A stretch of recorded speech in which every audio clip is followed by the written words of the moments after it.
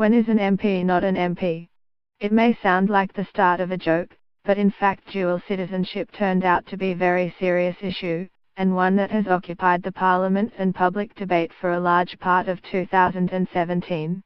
It all started when two Greens senators, Scott Ludlam and then Larissa Waters, resigned from Parliament on discovering they held dual citizenship, something that is not allowed under Section 44 of the Australian Constitution.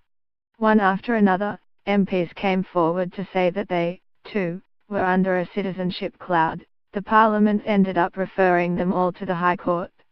In October, 5 of the Citizenship 7, all except the Nationals' Matt Carver and Senate crossbencher Nick Xenophon, were found to be ineligible by the High Court. This included Deputy Prime Minister Barnaby Joyce, and precipitated a by-election in Joyce's seat of New England. He later won the poll comfortably. Soon, another by-election was on the way, this time in the Sydney seat of Balog, after former tennis champion John Alexander announced that he, too, held dual citizenship.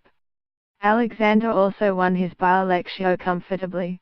Meanwhile, crossbench Senators Jackie Lambie and Skye Carter-Skmore resigned from Parliament for the same reason. This will not be the last we hear of Section 44 of the Constitution. The wrangles are likely to continue into the new year, amid ongoing debate about whether a referendum should be held to change the Constitution to ensure it never happens again.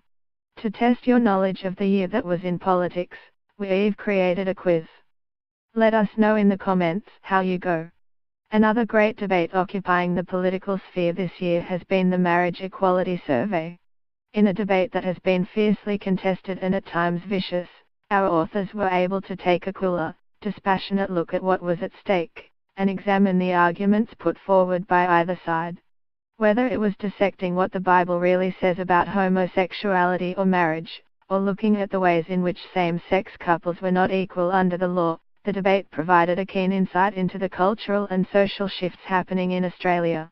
And in the end, with the bill passing comfortably through the Parliament, the relief and joy were hard to deny. One of the most significant events of the year was the First Nations Constitutional Convention at Uluru, and its statement from the heart, as Australia continues to search for meaningful reconciliation with Indigenous people. We can only hope that it is a priority for our leaders in 2018. It is an issue long overdue for reform. Meanwhile, the world has been anxiously watching the exchanges between the United States and North Korea this year, particularly as Kim Jong-un launched provocative missile tests over Japan and Donald Trump launched provocative tweets from the White House.